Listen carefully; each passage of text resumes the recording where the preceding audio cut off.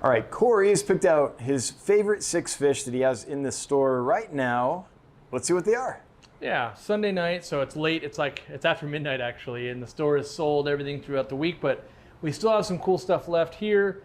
These I actually kind of want to take home even tonight. Orange laser Corys. I used to breed these in mass in a colony. I just filled the tank with spawning mops, basically, like foot-long spawning mops, 40 breeder, halfway filled, and over the course of a year made like 300.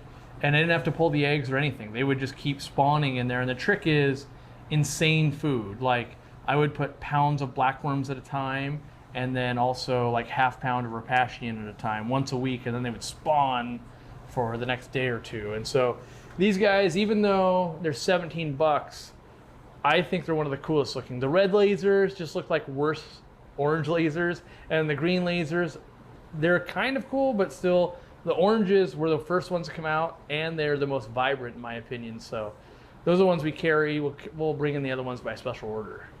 I actually remember the tank you bred those in. It was in your garage on the top, and just absolutely choked with like mosses and yes, like it's of the everything. tank. It was like this much, just filler. Yeah. And you had to take it all out to be like, there are hundreds of orange lasers in there. Otherwise, you were lucky to see 2 or 3, even though there's hundreds. Yes. Nothing in that tank. So it was definitely not anything that looked cool, but when you caught them, it was pretty good. Yeah, so. and when you could sell them to your store, that's awesome.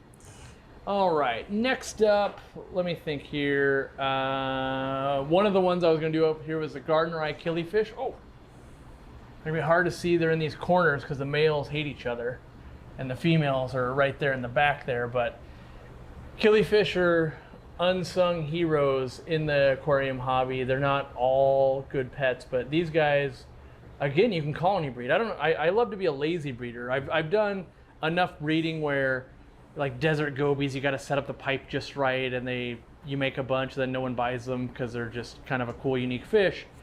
But then there's things that like, oh, in a planet tank, we'll just make more if you feed them and treat them right. And gardener eye killies, they look like they should be a saltwater fish, and they're in your freshwater tank, and so that's super desirable.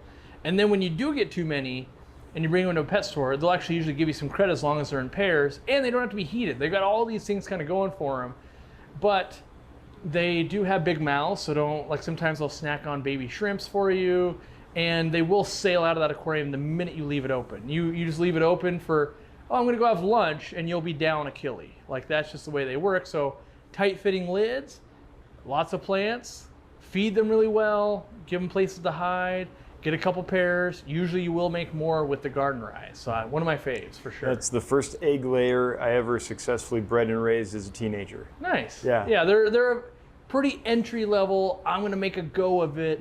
You have reasonable success as long as they don't jump out and you get a couple pairs, and yeah. You can do it with one pair, but sometimes the male beats the female way too hard, and then you go, oh, I only have a male left. That's a bummer. And then you got to get another pair, and then you have 2 males and a female, and that's worse. So that's why I tell people, go with 2 males, and the males will pay attention to each other most of the time, and the females, they can divert the attention between the 2 of them, and you got a better chance, especially in a dense planet tank. So that's not just me trying to sell you more fish.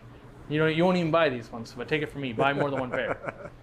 Let's see. Next, I'm going to focus in on a new type of ram, and that's the Brazilian ram. It's actually a new species. They kind of look, you know, they look more like the Bolivian ram, but they also have kind of the spot and everything of like a German blue ram. And this is a wild-caught form. This is not a man-made form. This is a wild-caught form. And you know, they're a little spendy at 24 bucks a piece. First time we were able to get them in. And I'm hoping a breeder will kind of get them, take them home, play with them, get them to breed. And so often when you get a wild-caught fish like this, we don't really know what makes them happy. And generation 1 might be super duper colorful because these, we don't know, are they stressed out? Is that the way they always look? And like Bolivian rams, they look amazing a year after they leave the store. But in the store, you're like, who would buy these? And then you see one in someone's tank and you go, what fish is that? That's the Bolivian? And so I think these guys will be that delayed gratification fish also. So, but you know, someone's got to spend 150 bucks to take home like a group of 6 and then go, what's the way to sex them, and no one really knows all those things. You can make educated guesses, but there's, it's not like German blue rams where it's like, oh, are the blue spangles in the black dot and this and all the known true ways.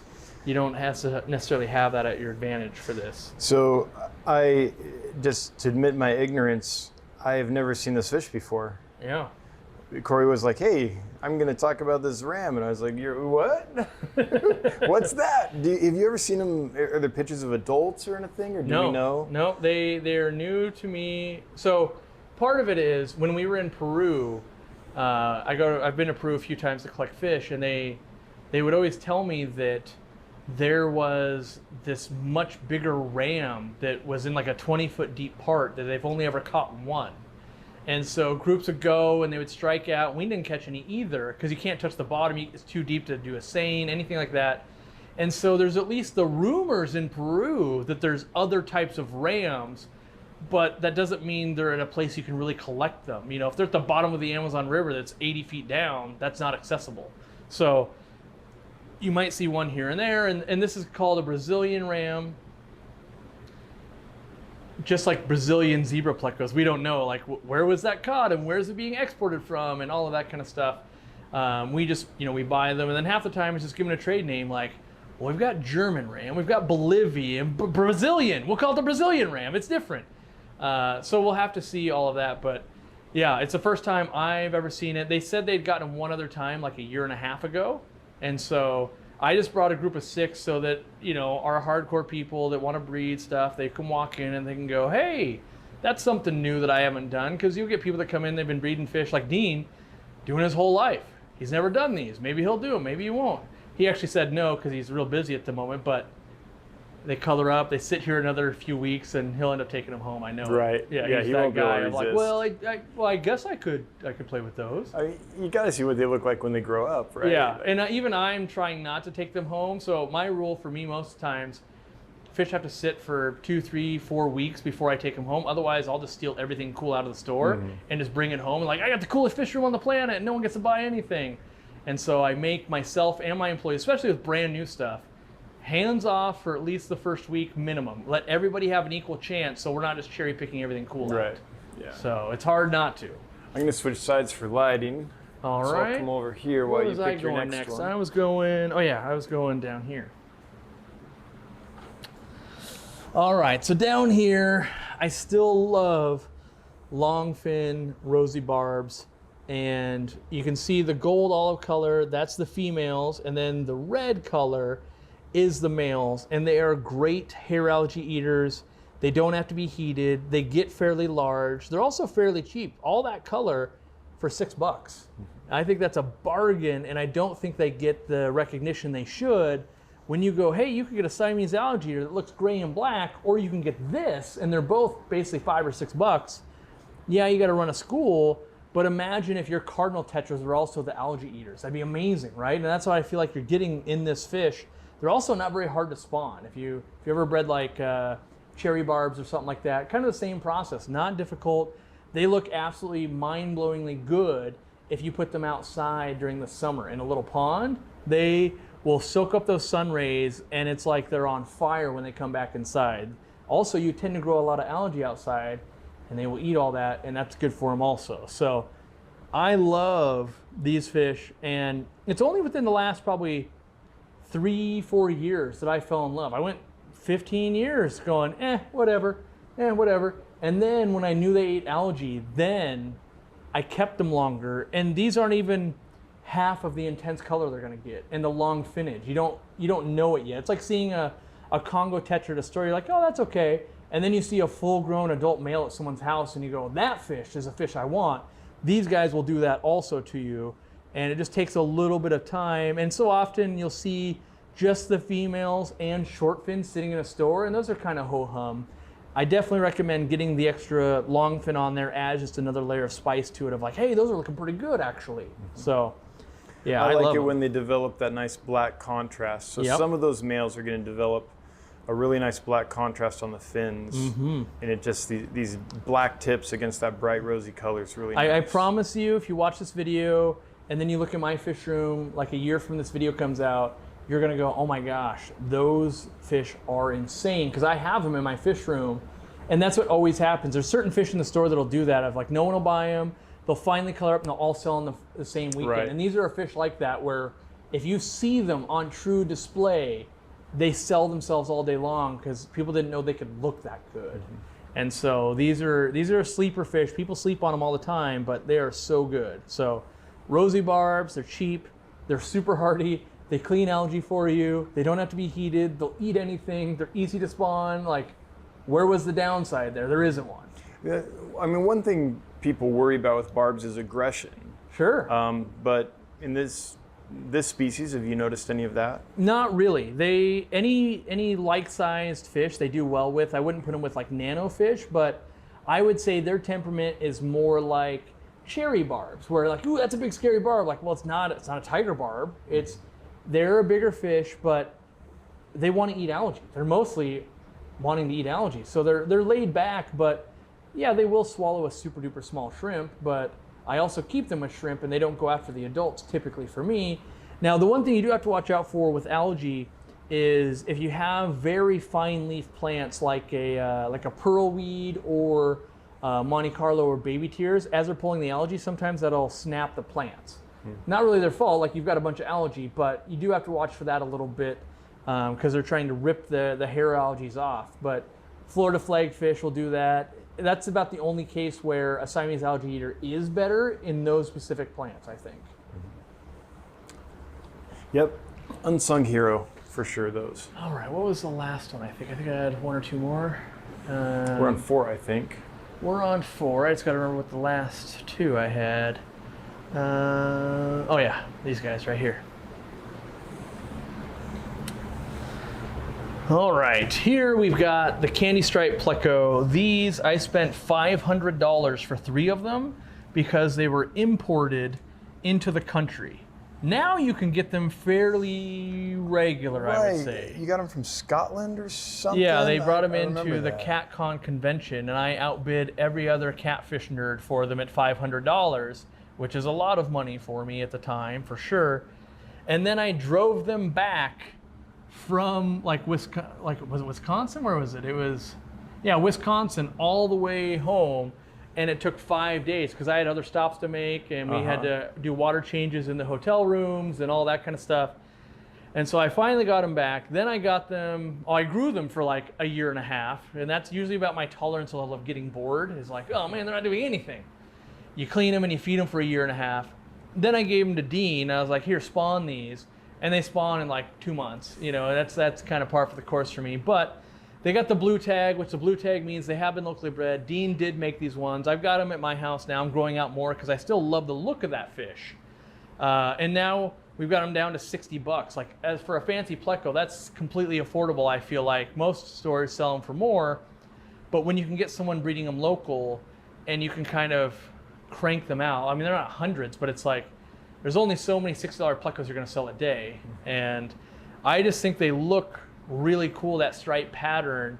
And to me, they're up there with frog plecos and zebra plecos. And then these guys I also hold up there, but they're at a fraction of the price. And so for a long time, I was the guy singing that I thought leopard frog plecos were undervalued.